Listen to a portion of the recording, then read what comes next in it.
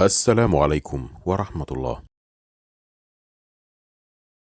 بسم الله نبدأ.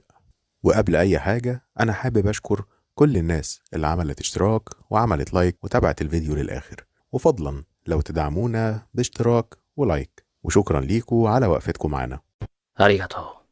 وبالليل في القصر بنلاقي ولي العهد بيقابل زهاو، بيقول له زهاو باين على وشك ان الدنيا مشيت معاك. رد عليه انت بتتكلم صح، بس الموضوع مع زاو فان خد شويه وقت، ده زهقني في عيشتي. قال له معلش تعال على نفسك شويه وما تنساش ان زاو فان بقى في حته تانية دلوقتي. رد عليه بس تفتكر هيقدر ياخد مكانك يا رئيس الوزراء؟ قال له ما انت سمعت المرسوم الامبراطوري بودانك اللي هياكلهم الدود، وبعدين الامبراطور بيساعدك ويمهد لك الطريق عشان العرش، عشان كده اختار زوفان لمنصب رئيس الوزراء. قال له انا عارف وفاهم كويس، بس انا مش طايق وش امه، هتعامل معاه ازاي لما اكون على العرش؟ قال له وش ضمنك انك توصل؟ تنح ولي العهد وقال له قصدك ايه؟ قال له ما تاخدش في بالك، دي شويه تكهنات لراجل عجوز زيي، بس عايز اقول لك ان الامبراطور عمل حاجه غريبه، لانه اختار منصب رئيس الوزراء عن طريق التعيين مش الترقيه، وده معناه حاجه واحده بس، ان لغايه دلوقتي ما اختارش منكم انتوا الثلاثه وريث للعرش. عشان كده طلبت منك انك تتقرب من زوفان وتصاحبه، وده هيساعدك تكون الامبراطور المستقبلي. رد عليه ولي العهد انا مش عارف اقول لك ايه، ده انت نورتني. بعدها بنلاقي واحد من حراس زهاو بيقول له هو انت بجد هتساعد الامير ولا انت بتعمل ايه؟ قال له انت فاهم غلط، انا ماليش دعوه بيهم، انا اهم حاجه عندي اتفرج من بعيد واسيبهم يدبوا في بعض، وفي الاخر هضحك عليهم كلهم واخد اللي انا عايزه.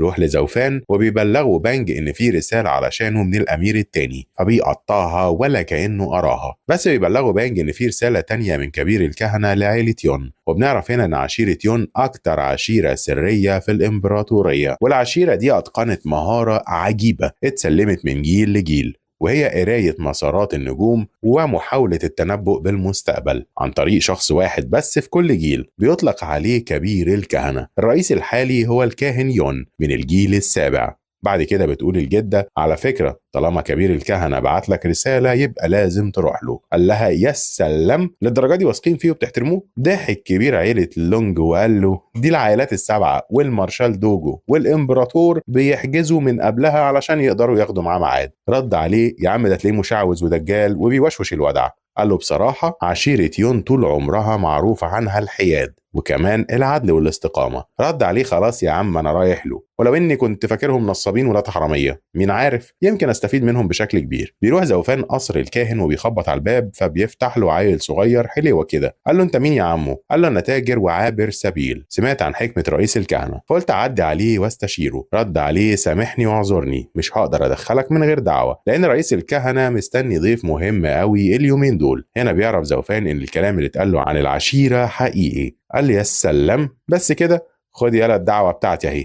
اتفاجئ وقال له المضيف العظيم بنفسه، اتفضل ده كبير الكهنة في انتظارك. بيوديه لمرصد الأسقفية وبيسمع زوفان حد بيقول لرئيس الكهنة انت طول عمرك حكيم وعمرك ما غلطت، ايه اللي حصل المرة دي؟ بيتسحب من ورا الباب علشان يتفاجئ بوجود العراف لينج وسيد البوابة الإمبراطورية. بيكمل كلامه العراف لينج ليه المرة دي الموقف مختلف؟ أنا مش هعدي غلطة كبير الكهنة بسهولة، أنت قلت لنا من 20 سنة إن هوانج بو هو الوحيد اللي يصلح للحكم، بس ده ما حصلش وهو مات. رد عليه كبير الكهنة الصراحة الواد كان موهوب وعنده شخصية تنين الأرض، بس كان لازم يعدي من 3 اختبارات عشان يوصل، وهي الأب والابن والخطيئة. قال له العراف زوفان من ضمن ال3 دول؟ قال له لا طبعا، اللي حصل للشاب ده قدر ومكتوب بسبب حركة مسارات النجوم، وهي أثرت على التنبؤ بالمستقبل. المشكلة دايما بتبقى في الاختيار. هنا قال زوفان لنفسه أنا شاكك من الأول إنه نصاب ودجال وشكله كده بيشتغلهم. كمل كلامه كبير الكهنة وقال محدش فينا يقدر يفلت من هيمنة القدر، بس في حالات استثنائية بيفلت منها بعض الناس من هيمنة القدر. رد عليه العراف قصدك ان زوفان خارج الهيمنة دي؟ قال لهم بقول لكم ايه، انا اتكلمت النهارده كتير، كفايه كده، اتفضلوا مع السلامه. اتعصب سيد البوابه ولسه هيزعق راح لم الموضوع العراف لينج. قال لكبير الكهنه شكرا على المشوره وفهمت قصدك.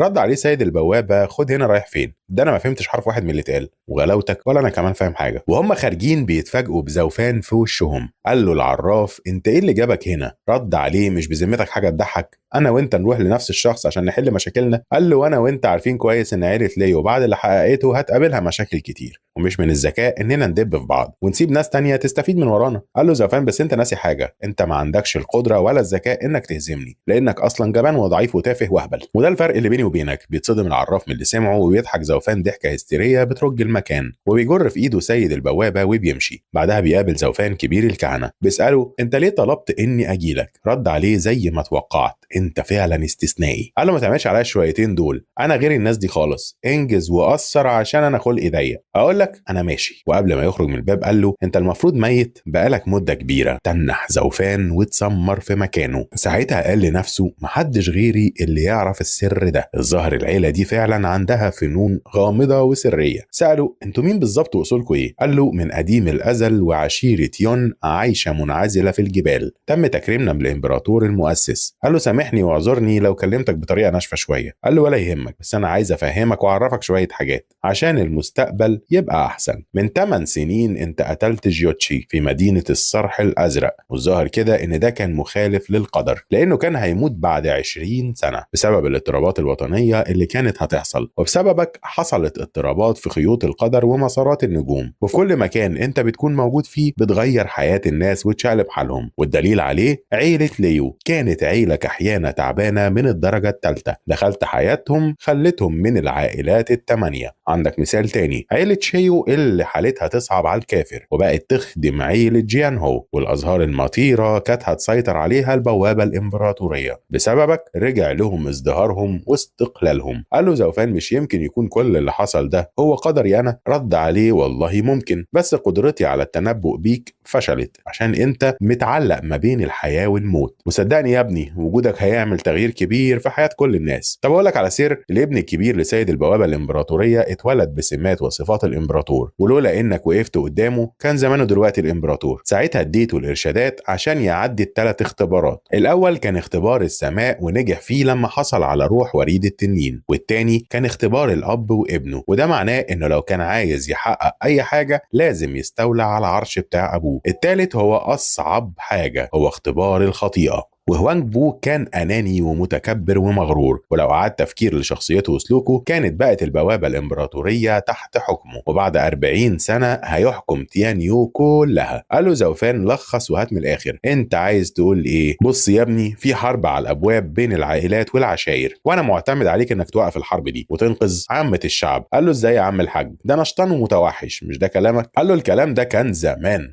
انما دلوقتي بقيت انسان جديد. قال له انا اصلا هعيش شيطان واموت شيطان. قال له طب انت مش ملاحظ انك اتولدت من جديد؟ بص كده لتصرفاتك وافعالك وانت هتفهم قصدي. قال زوفان لنفسه الظاهر كده كلامه مظبوط، ال10 سنين اللي فاتوا قابلت ناس كتير قوي، مريت وحسيت بكل المشاعر الانسانيه. الوضع الحالي اللي انا فيه بدايه وفرصه جديده. فقال لي كبير الكهنه طب قول لي هو انت عايز تنضم ليا ولا لا؟ قال له شكلك عايز تغير مصيرك وتنقذ العالم. عموما عيلتي من النهارده هتقف جنبك وهتساعدك، بس خد بالك عيله ليو لما مستواها يعلى اكتر من كده هتواجه 4 قوى. الاولى والثانيه قوه التنين في البوابه الامبراطوريه والعيله المالكه، والثالثه التنين المخفي رئيس الوزراء زهاو، والرابعه قوه التنين الشرير لمملكه رونج العظيمه. قال له طب ومملكه رونج ايه علاقتها بينا؟ دي بيننا وبينهم الاف الاميال. قال له ده مجرد استنتاج ورؤيه عامه للاحداث. قال له شكرا على المعلومات القيمه دي. وقبل ما بيمشي بيقول له استنى عشان ليك عندي هديه صغيره. بيطلب من الطفل الصغير انه يجيب حفيدته شوانج اير، واول ما بيشوفها زاوفان بيتصدم لانها شبه نينج اير بالظبط. بيطلب منها كبير الكهنه انها تخدمه وتساعده. بيرفض زاوفان ويقول له ايه يا عم هو انت شايفني كازانوفا ولا ايه؟ قال له يا برنس ما تقلقش انا واثق فيك، وعموما حفيدتي عندها قدره عاليه على التنبؤ بالمستقبل، دي خليفه الجيل الثامن لعيله يون، هتساعدك وترشدك طول الوقت. بصت له وانبهرت وقالت انت بقى الشخص الغريب اللي قدر يهرب من هيمنه القدر؟ رد عليها كبير الكهنه وقال لها ايوه هو بعينه، ده زوفان المضيف العظيم لعيله ليو. معلش يا بنتي سامحيني، لازم تكوني معاه عشان ننقذ العالم، ومن النهارده هتكوني في حمايته وظله. انت قاعد يا زوفان مش هوصيك عليها، خد بالك منها وحطها في عينيك. بعد ما بيمشوا بنلاقي 2 ملثمين مستخبيين ورا الشجر وبيراقبوا اللي بيحصل. بيقول واحد فيهم الراجل العجوز ده مش هيجيبها لبر ابدا، طول عمره محايد لمئات السنين، اشمعنى المره دي تخلى عن حياده؟ بعد كده بنلاقي زوفان وشوانج اير بيدردشوا مع بعض، وهم هما في الطريق بيلاحظ زوفان ظهور دخان مسموم، بيطلب منها انها تكتم انفاسها بسرعه، بس للاسف ما بتلحقش. بيغطيهم الدخان ويغمى عليهم هما الاتنين. بيظهر في المكان سيد السموم، وبيكون سعيد وفرحان انه قدر يوقع زوفان بكل سهوله. فبيقول تلميذه: الله عليك يا عالمي، ده انت ما فيش منك اتنين في فنون السم. قال له: يا ابني انا خساره في عيله ياو وانج اصلا. المهم هنعمل ايه في البت دي؟ الامير التاني مش عايز غير زوفان وبس. رد عليه قال له: ناخدها معانا وخلاص، اهي مش هتخسر. بتكون في المكان خادمه الاميره يونج، وبتجري بسرعه عشان تلحق تبلغها بكل اللي شافته. وفي قصر الاميره بيوصل التخين الاخ الثالث عشان يبلغها بعقاب ابوهم الامبراطور. قالت له: يا نهار ازرق، هو عرف ان انا خرجت من وراه؟ يا حستي السودا يا انا يما. قال لها الاخ التخين: على منطوق المرسوم، بامر من الامبراطور تمنع الاميره يون منعا باتا من الخروج من القصر لمده سنه. اول ما بتسمع المرسوم بتقعد تصوت وتقول: يا لهوي، سنه بحالها. بعد ما خلصت دخلت عليها الخادمه وقالت لها: الحقي يا اميره، في مصيبه. قالت لها: يا شيخه تنيلي، وفي مصيبه اكبر من اللي انا فيها؟ حكت لها الخادمه على اللي حصل. اتسرعت الاميره واخوها الثالث من اللي سمعوه. قال لها: قولي بسرعه وانطقي مين اللي عملها. قالت لهم: انا سمعت انهم قالوا الامير الثاني. ردت عليها الاميره يونج: يا نهار اسود، حد يعمل كده مع عذراء القديس والمضيف العظيم؟ انا لازم اروح لابويا دلوقتي واقول له على كل حاجه. وبتطلب من اخوها انه يجي معاها. هو ما بيردش عليها ويجري يتدحرج زي البرميل، وبتقول له: خد هنا، رايح فين؟ ما تخافش عليهم، اخويا مش متهور للدرجه دي. قال لها: تنيلي واسكتي، انا مش خايف عليهم، انا خايف على اخويا نفسه، ده زوفان ايده طرشه وما بيهزرش. وفي قصر الامير الثاني بنلاقي زوفان وشوانج اير مرميين على الارض قدامه. فبيقول لسيد السموم: والله انا مبهور ومعجب بيك جدا، بس ازاي قدرت توقع زوفان بالسهوله دي؟ رد عليه: زوفان مين والناس نايمين؟ ده كان لما هو رايح كنت انا جاي، والنبي بلاش فتحه الصدر دي عشان هتزعل.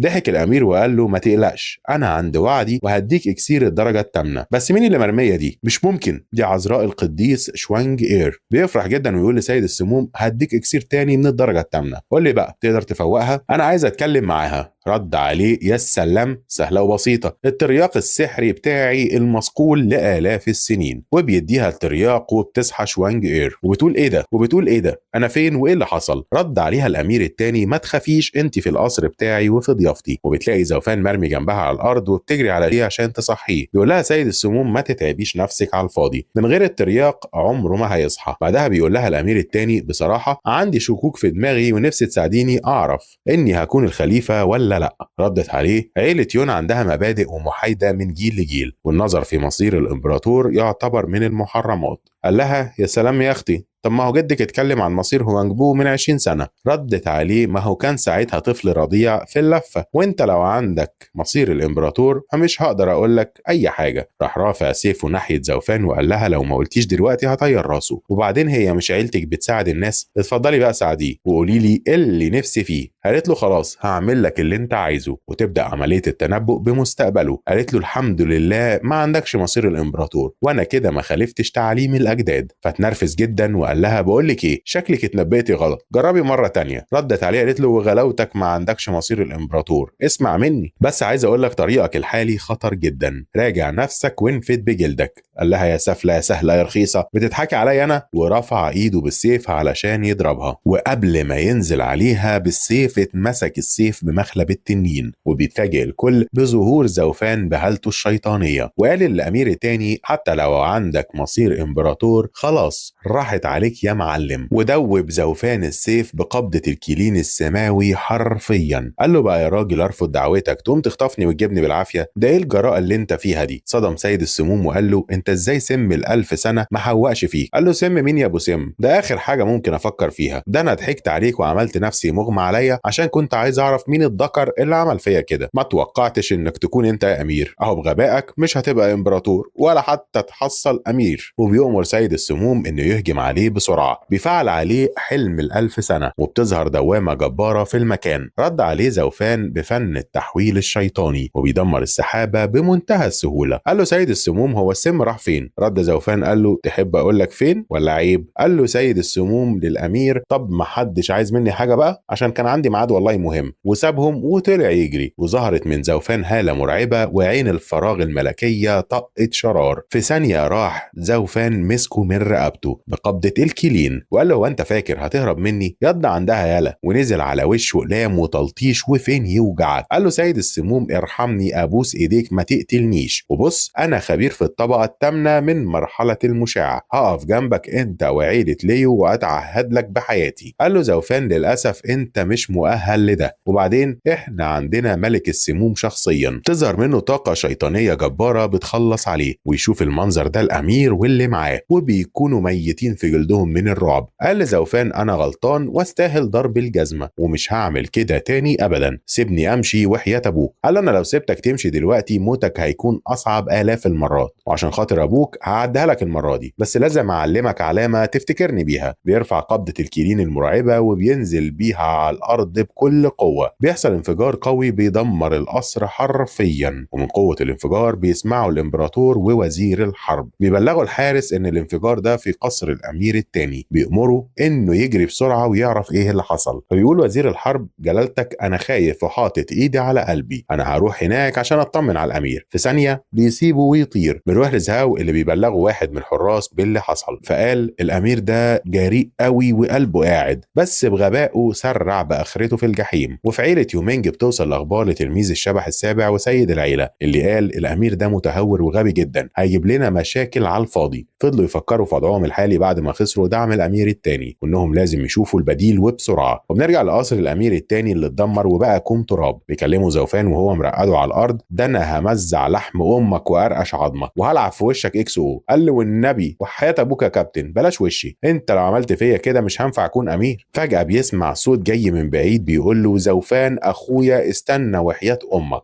رد عليه انت شفت اخوك عمل فيا ايه؟ فضل يضرب في الامير يمين وشمال لحد ما ورم له وشه. قال له خلاص عندنا يا اسطى عيل وغلط. قال له خلاص عشان خاطرك المره دي يا كلبوزتي انا هسامحه وهعديها له، بس افتكر كده ان ليا عندك 2. قال له ليه؟ هو اخ واحد تبقى ليك واحده. قال له لا يا حلو اخوك وملزوم منك، فاعمل حسابك لو احتجت حاجه لازم تعملها لي. وقبل ما بيمشي زوفان وشوانج اير بتطمن عليها الاميره يونج. قال الامير التخين لاخته خلاص خليكي هنا معاها في قصر الكاهن وبالليل اعدي عليكي واخدك. فقال له زوفان يا اسطى انت فاهم غلط، شوانج اير هتروح معايا في قصر الامير شانج. فقال الامير التخين لشوانج اير خدي بالك من الواد ده، من بره يبان كيوت بس هو شراني وابن تيت. بعد كده بيسلموا على بعض وبيمشوا. في قصر عيله ليو بيوصل زوفان واللي معاه ويعرفهم بالانسه ليو ويبلغها انه هيخش في عزله 3 ايام. بعد كده بتاخدهم الانسه ليو للاوض بتاعتهم. بعد كده بنلاقي كبير الكهنه مسجون ومتعلق بسلاسل حديد على لوح خشبي ومع الاشخاص المجهوله اللي كانت بتراقبه. من بره السجن بيكلموا شخص غامض وقال له انت كسرت وعديت كل الخطوط الحمراء. قال له كبير الكهنه طول عمر عيلتنا بتساعد الناس عمرها ما تجاوزت حدودها. قال له لا ما انت قلت لزوفان على الحاجه الخطيره اللي بينا. قال له ما حصلش لان لو حد عرف هتحصل مشكله كبيره في الامبراطوريه. قال له كويس جدا طالما الخبر ما تسربش انا لازم ادفنه معاك. بيهجم عليه بضربه قويه بتموته في لحظتها. طالما السر ما حدش عرفه يبقى كده اللعبه لسه شغاله. بنروح لزوفان اللي مفعل مصفوفه الين واليانج وبيطلع هدايا شبح البحر والوحش الروحي من جوه خاتم التخزين بتاعه عشان يبدا بعمليه الصقل، وبيقول اللي فات حماده واللي جاي حماده تاني خالص. وجوه المصفوفة بنلاقي زوفان عينه احمرت وظهرت منه أجنحة الوحش الروحي، وبكده تمت عملية صقل المستوى الثالث من طبقة السماء العميقة. ومع اندماج جناح الوحش الروحي من المستوى السابع بقى عند زوفان زيادة في السرعة ودرع واقي من الشعاع الأزرق اللي في الأجنحة. وفجأة بيطلع شعاع أصفر قوي من عينه اليمين وبقت عين الفراغ الملكية في المستوى الثالث.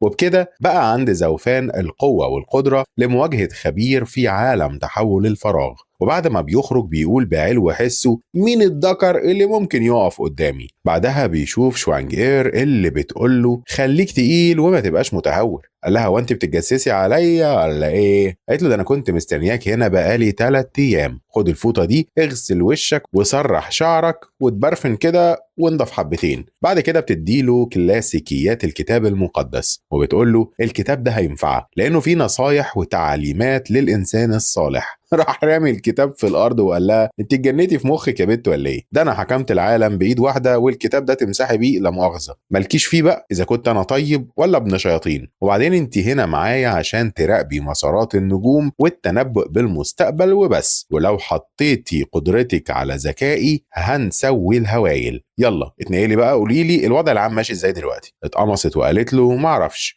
ولو انت مهتم هتعرف لوحدك. إيه الشغل ده بقى؟ مش هقول لك اي حاجه طول ما انت ماشي في السكه البطاله دي.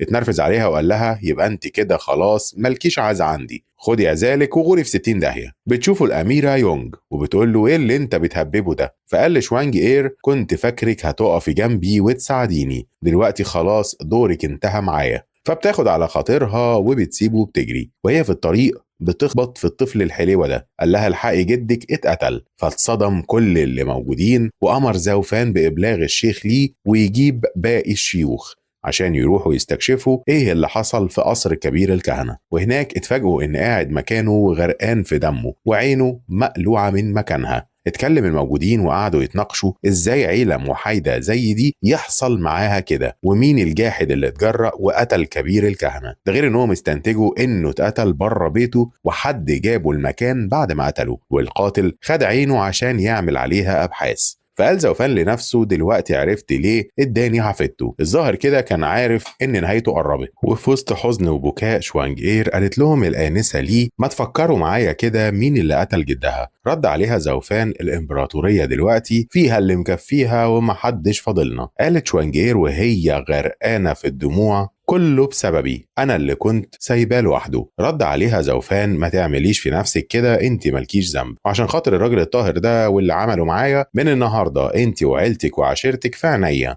يا دي يا ابو قلب حنين يا. ردت عليه سامحني كنت فاهمك غلط، كنت فاكرك شرير وقاسي، بس طلعت حنين قوي وقلبك كبير. وبعد السهوكه والنحنحه دي قال يا جماعه الموضوع فيه ان البلاط الامبراطوري في حاله فوضى، وعيله يون دلوقتي من غير زعيم، فهتبقى مطمع لكل واحد بيفكر في السلطه. انا رايي ننقل العشيره لجبل شوان فينج، هناك هيكونوا في امان. وبيحدف عبايته للشيخ لي ويقول له اعمل اخلاء بسرعه لكل الناس واحميهم طول الطريق، وابعت حد يبلغ القصر الامبراطوري باللي حصل. قال له من امتى يعني وانت بالطيبه والرقه دي؟ رد عليه بالتخاطر عيله يون دلوقتي في حاله عدم اتزان، ففرصه يبقوا معانا وتحت ايدينا. قال له يا ابن اللذين قوي. فقال له طب تعرف مين اللي عملها؟ قال له وغلاوتك معرف. بنروح لقصر الامبراطور اللي وصل له الخبر وكان مصدوم ومش مصدق نفسه. بيواسيه مارشال دوجو ويقول له وغلاوتك لاجيب لك اللي قتله متكتف تحت رجليه. وبيقول وزير الحرب ازاي كبير الكهنه يموت في عهدنا؟ دي اهانه كبيره جدا للامبراطور، ممكن يكون اللي عمل كده الفصائل اياها، لازم نجيبهم هنا ونهزقهم. رد عليه فعلا انا اللي سبت لهم الحبل على الغارب، اقفلوا المدينه وارفعوا الكوبري وابعت للعائلات الثمانيه وعيله يون، انا لازم احقق في الموضوع بنفسي. وفي مدينه التنين المغلقه بنلاقي الاخ الاكبر للنمور الاربعه وهو بيستدعي سيد البوابه الامبراطوريه والعراف لينج علشان يجوا للقاعه الكبرى في المدينه. بيبلغهم بموت كبير الكهنه، كانوا مصدومين من الخبر. وفي القاعه بنلاقي العائلات الثمانيه وعشيره يون واقفين قدام الامبراطور. فقال للمارشال ايه تحليلك للي حصل لكبير الكهنه؟ قال له اللي عمل كده اكيد مش انسان، لانه خطفه بره بيته وعذبه وقتله وبعدين رجعه تاني لبيته، واللي يعمل كده شخص قوي عنده هيبه البوابه الامبراطوريه. فقال العراف للامبراطور المارشال قصده يلمح على العائلات اللي تحت سيطرتنا، بس يا مارشال انت نسيت حاجه مهمه، الاعمده الاربعه وخصوصا المركز الاول والتاني. قال له المارشال انت بترمي كلام عليا؟ انا طول عمري بحترم واقدر كبير الكهنه، مستحيل اعمل كده. قال له ما تاخدش الموضوع على صدرك كده، انا عايزك بس توسع دايره الاتهام وتفكر كويس. بعد كده بيسأل الامبراطور شوانج اير مين اخر واحد شافه قبل موت جدها؟ قالت له كبير الخدم في عائله ليو زاو فان. فبيحصل هرج ومرج في المكان خصوصا من عشيره يون. فوجه الامبراطور كلامه لزاو فان وقال له دافع عن نفسك. رد عليه وقال له انا مش هنكر اني اخر واحد، بس ده مش معناه ان انا القاتل، وعندي الدليل والشهود كمان.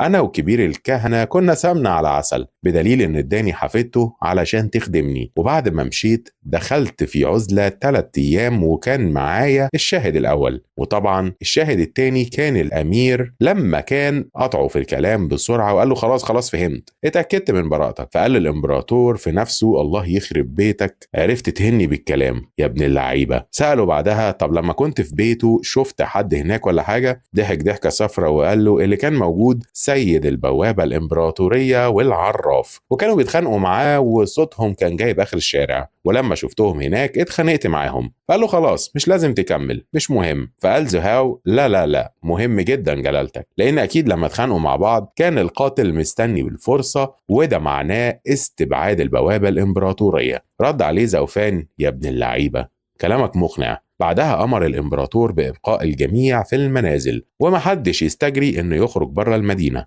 وبره القاعة بيقول زوفان للأمير شانج وأخته إنهم يروحوا البيت، وبيظهر في الصورة العراف اللي بيشكر زوفان على شهادته في القاعة رغم إنهم أعداء. فقال له إحنا أعداء بس مضطرين نتعايش مع بعض. وبيخش عليهم زهاو وهو بيضحك ويقول ده إحنا طلعنا أصحاب جامدين قوي، وفضلوا يشكروا ويطبلوا لبعض على اللي حصل في القاعة. بعد كده قال لهم زوفان الإمبراطور كان نفسه يلبس حد الحوار ده، يا إما من البوابة الإمبراطورية أو من عيلة ليو، علشان يستغل الموضوع لصالحه ويضعف قوة وسلطة ونفوذ عيلة من الاتنين، وساعتها يقدر يتحالف مع القوة التانية عشان يطهر الحكومة من الأعداء ويعزز نفوذه. فأنت يا زهاو لو ساعدت الإمبراطور في الحوار ده هيقدر مجهودك ويمنحك لقب ومركز جامد قوي زي أول الحراس أو الحارس الأعلى مثلا، ولازم كلنا نكون إيد واحدة عشان خاطر المجتمع والصالح العام. قال له يا سلام ده احنا لو مع بعض هنخربها. وبعدها دردشوا مع بعض عشان يعرفوا القاتل، وفكروا في قائد الأشباح المرتبط بالركيزة الرابعة، وده في محيط المدينة اللي بيتحكم فيها الأرواح الشريرة وقادر يظهر ويختفي بسهولة زي الشبح الأسود. بعد ما خلصوا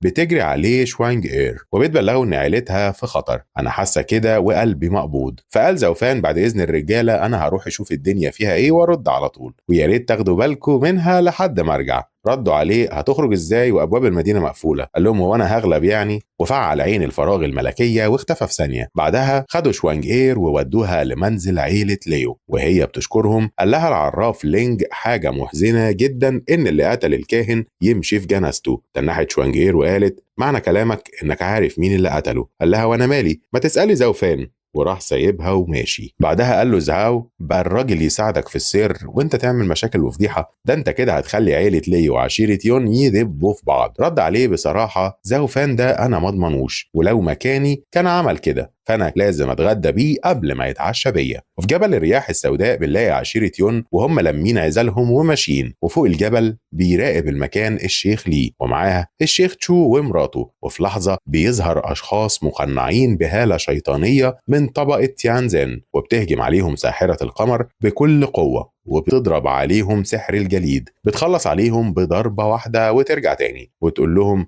ادي الستات ولا بلاش. بس الشيخ لي بيشك في اللي حصل ومش مصدق ان ساحرة القمر تخلصت منهم بالسهولة دي. في لحظة انفجر جسم المقنعين لشظايا واندمجوا تاني مع بعض. بيتصدم الشيخ تشو ومراته باللي حصل، وبسرعة فعل كل واحد منهم المهارات بتاعته ووجهوا ليهم ضربة جامدة جدا وفلتوا منها زي السكينة في الحلاوة، وكانوا هيموتوا ساحرة القمر بس فلتت منهم بصعوبة. ساعتها طلبت المساعدة من الشيخ لي فقال لهم اهجموا على أرواحهم عشان ما عندهمش جسم مادي، وفعلوا عليهم ضربة روحية مركبة ويا دوبك صدت الهجوم بتاعتهم. بعدها بيقف الملثمين جنب بعض وتظهر منهم هالة شيطانية كبيرة وينفذوا على الشيخين هجوم مشترك وهي تقنية تعزيز الروح الإنسانية، وبيهجموا عليهم بدوامات سريعة وقوية. بيقول الشيخ تشو لمراته ايه رأيك نستخدم فن الحياة والموت؟ قالت له الهجوم ده مش هيأثر عليهم. وفجأة بيظهر الشيخ لي في المكان وبتظهر منه هالة جبارة وبيفعل تقنية سيف شيطان الدمار وبتخرج منه ترددات صوت بهالة مرعبة بترميهم بعيد. فبيقول المقنعين لنفسهم خدوا خدوا بالكم دي تقنية قتال ضد الروح. قال لهم الشيخ لي ها حد اللي يشوف في حاجة؟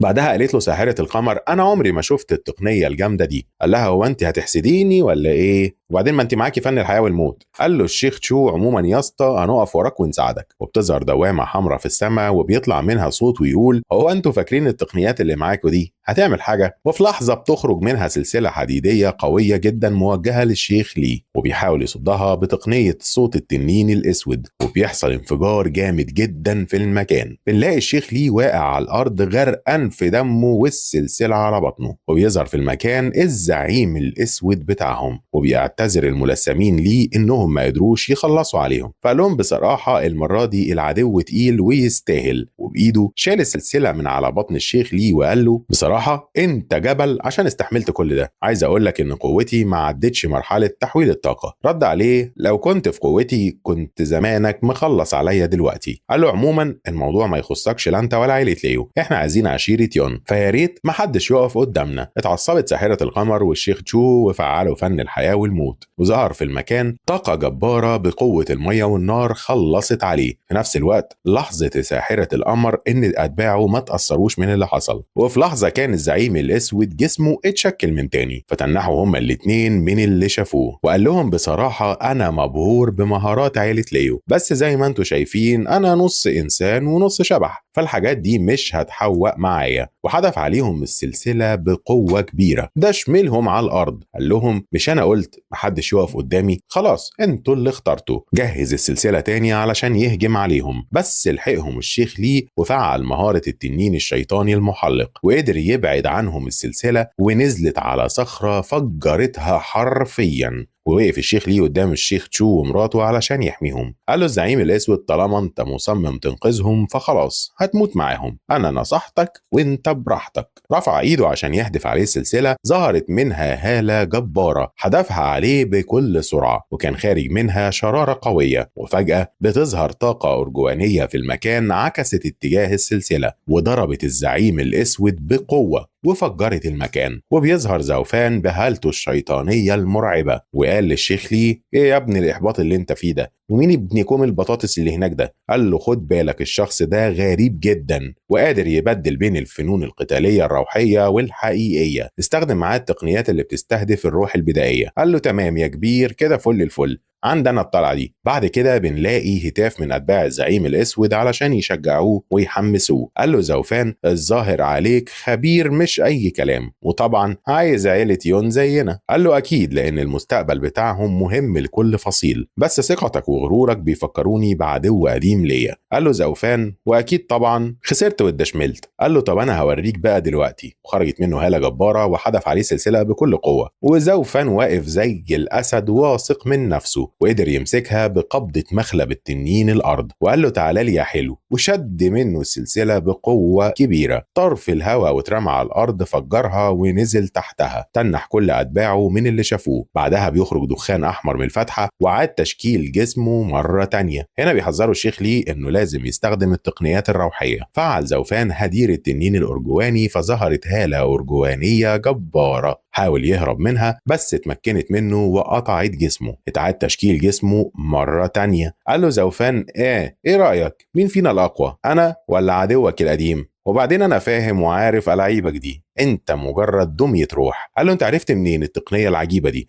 ضاعت من 500 سنة. قال له يا باشا انا دارس بره وجوه وقاري وعارف وفاهم، ده غير ان انا عندي اساليب قتال ما تتعدش. شايف العين دي؟ ويفعل زوفان التشكيل الثالث من مجال الوهم لعين الفراغ الملكيه. بيتفاجئ الزعيم الاسود ان بقى موجود في مصفوفه وهم، فقال له زوفان انت بقى بتتنطط وعامل لي فيها شبح، انا هروق امك. بنعرف هنا ان الروح البدائيه من غير الجسد المادي هيكون من السهل تشتيتها وتفريقها، ده غير ان الوعي الروحي بيكون اكثر حساسيه 100 مره من وعي الاشخاص العاديه، وان الالم الروحي هو أكبر نقاط الضعف ليها. وفضل زوفان يعذبه ويخرم فيه آلاف المرات بالسيف. حاول الزعيم الأسود إنه يهرب منه فقال له يا ابني خد هنا رايح فين؟ طريقك مسدود مسدود يا ولدي. انت ما سمعتش عبد الحليم وهو بيقولها؟ انت دلوقتي متعلق بين الوهم والواقع وروحك أكثر هشاشة من الشخص العادي. يعني عندك هشاشة روح، دي زي هشاشة العظام كده، وبيوجه له عشرات السيوف على جسمه علشان يعذبه ويشتت روحه. وبعد شوية رجع للواقع ولقى الدنيا مليانة قواقع. اتفاجئ إن أتباع الزعيم الأسود بتقاوم الألم، لأنه ضربهم أكتر من 3000 طعنة في الوهم، وفضلوا يقاوموا لحد ما بقوا خلاص منهارين على الآخر، وفضلوا يقعوا واحد ورا التاني. وزوفان كان عايز يخلص عليهم بسرعة، فحب يفعل مصفوفة الوهم مرة تانية، بس اتفاجئ ان الزعيم الاسود حدف على عينه طوبة ضخمة علشان يشتته، وبقبضة الكيلين الاحمر قدر يمسكها بكل سهولة. قال لنفسه بقى بعد كل التعذيب ده ولسه فيه الروح يقاوم؟ بعد كده جري وهرب بسرعة وقال يا فكيك. بيحذروا الشيخ ليه وقال له الحق ده هيكت ويخلع، وبسرعة بيضربوا زوفان بعين الفراغ الدامي، بيفلت منها بصعوبة وبتيجي الضربة في الجبل فبتدشدشه. قال الزعيم الأسود في نفسه مين الواد ابن الشياطين ده؟ بعدها بيخطف طفل من عشيرة يون ويطلع يجري. حاول زوفان يمنعه بس ما قدرش، وكان زعلان ومتضايق. بعدها قال الشيخ ليه ما تزعلش، ده عيل ملوش لازمة. قال له بس برضه أهم حاجة نكسب قلوب الناس، وقال له خد بالك لما نحزن معاهم هيبقى عندهم استعداد يبقوا معانا. قال له يا ابن اللعيبة يا صايع، حلوة منك دي. بعد كده سألوا الشيخ ليه هي الناس دي فعلا دومة روحية؟ رد عليه وقال له الساقل بس في عالم التحول الفراغي هو اللي يقدر يوحد ويتحكم في روحه، حتى لو اتدمر جسمه المادي يقدر يتولد من جديد. قال له الشيخ ليه طب لو الجسم المادي اتدمر قبل وصوله لعالم التحول الفراغي روحه تستمر قد ايه في الحياة؟ قال له حوالي 100 يوم، بس في تقنية سرية بتخلي أرواح السادة تتجول بحرية وما بتحتاجش الجسم مادي لامتصاص الطاقة. بنعرف هنا إن الدمى الروحية عبارة عن نص إنسان ونص شبح، ولازم تمتص قدر معين من الطاقة الروحية كل شهر عشان تقدر تحافظ على قوة الروح. بيكمل كلامه زوفان ويحذرهم لو قابلوا الأشخاص دي لازم يهربوا بسرعة. قالت له ساحرة القمر طبعا في ناس قليلة جدا اللي يعرفوا الحوار ده. رد عليها المفروض كلامك صح، بس في ناس خفية بتشتغل في السر عشان تعمل جيش سري وتستخدم الدمى الروحية فيه. بس عايز أقول لكم إن صقل الدمى الروحية صعب جدا، نسب النجاح ضعيفة قوي، ولو حصلت حاجة غلط ممكن تدمر جيش كامل، والطرق بتاعتها بتتقسم ل3 مستويات، عشان كده قتلهم صعب جدا زي الزعيم الاسود المنيل ده. بس ممكن الصاقل يسبب له ضرر جامد جدا. فبتقول له ساحرة القمر دربني على المهارات السرية دي عشان اقدر اواجههم تاني، ولو مش فاضي اجيلك بالليل عشان نبقى براحتنا. رد عليها ما تحترمي نفسك يا وليه، اشحال ما كنتيش عجوزه وكركوبه واسنانك مخلعه. فقال الشيخ تشو انا شخصيا ما عنديش مانع. ايه يا حاج